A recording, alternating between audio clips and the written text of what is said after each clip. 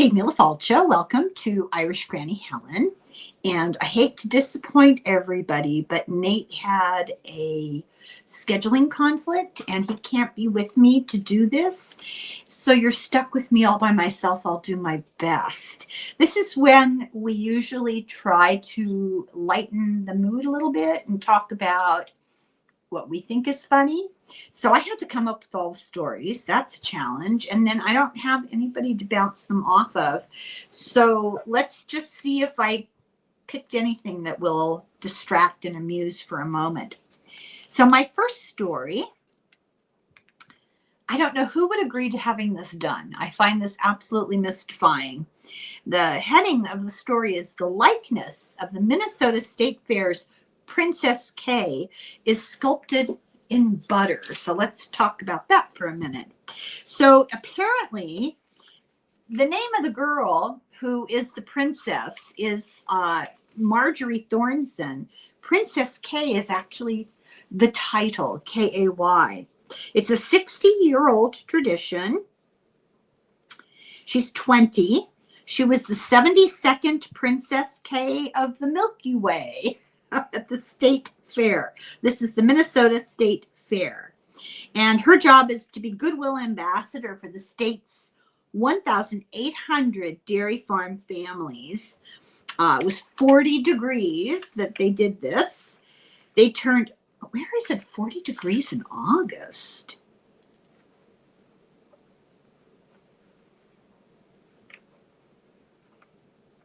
Oh, inside a studio. Sorry, I should have probably read the whole article.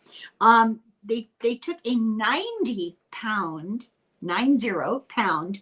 block of salted butter and was carved into her likeness.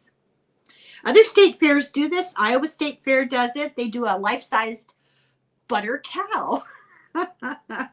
And a replica of this will be displayed at the Smithsonian, which I think is in keeping with the changes being done at the Smithsonian.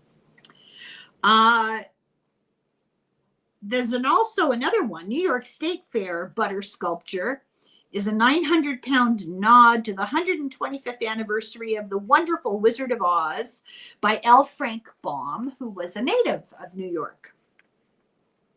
So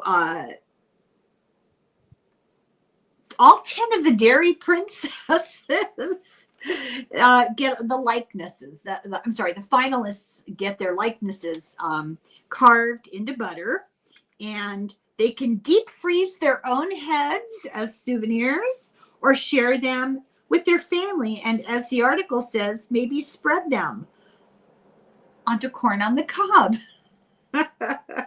So there's a picture here. It's not a very great picture, but I'll try to do my best to, well, no, I better not. I'm getting in trouble for copyright for showing people things here. She said it was an unreal experience. I imagine it probably was. That's about it. He says the temperature makes a huge difference. I would assume so. If you're working in a 50-degree temperature, it's like clay. And in 40 degrees, it's like you took it out of your refrigerator. And he says, so it makes it flaky like you're carving. And he says his hands get cold and stiff. So he wears 2 layers of gloves, which I imagine that would be difficult. But anyway, that's the headlines. Pardon the pun. Okay, so I have another little bit of a story here. A guy was beachcombing at Long Island, one of the beaches, and he had a metal detector. Now that always sounds like fun to me. I think it would be kind of like a low-rate treasure hunting. But actually you have to have a very, very sophisticated metal detector. It's not your run-of-the-mill. They're awkward and they're heavy. And I've watched a couple of guys do this on YouTube videos. And they strap in to these things because they need the support of leather belts and stuff to hold them. They're so heavy. And they actually get familiar enough with it that they can tell by the numbers that show on this little dial they have. They can guess the metal content of what it is that they're thing is beeping about. But I imagine all the rings and jewelry that get lost at the beach. It would be really fun to stumble on something valuable. So this beachcomber's wandering around with his gadget, and he found a college ring from Fordham University from 1969, 56 years old. And he took it home and he said to his wife, what am I supposed to do with this? And she said, well, this is the brains of the family. She said, I imagine if you lost your ring and somebody found it, you'd like to get it back. And he went, oh, right. So he contacted Fordham University and he got the name of a woman who was in charge of the class of 69. And they tracked down the owner. And he said that he remembered the day he lost this ring. He was sitting on the beach watching the sunset. No further descriptions whether he was alone or not. And the ring must have slipped off his finger, and he was delighted to get it back. So I thought that was cool. If that kind of thing interests you, there are a lot of videos on YouTube of people making discoveries, the odd things that they find at the beach with metal detectors. And there's also a woman who does it in the Thames in London. It's called mud something, I can't remember. But they have to get a permit to do it. And there are portions of the Thames where the water is lower, and I think it's really kind of gross. I'm not sure I'd want to be mucking about, but they find very old things. They find things that are hundreds of years old. It's really remarkable. They're buried, and the water moves and the dirt and the sand move off and on of things. So sometimes things that are buried emerge, and you just never know what you're going to find. That's a really interesting channel. I can only take so much of it. It's a little slow, but it makes a nice distraction. And then finally, well, almost finally, I have the story of the firefighter in Missouri this last week or so. On her first day at work, helped to fight a fire on the freeway.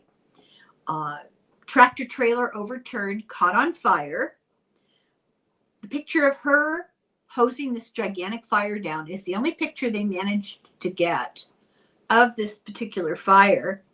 What caught on fire?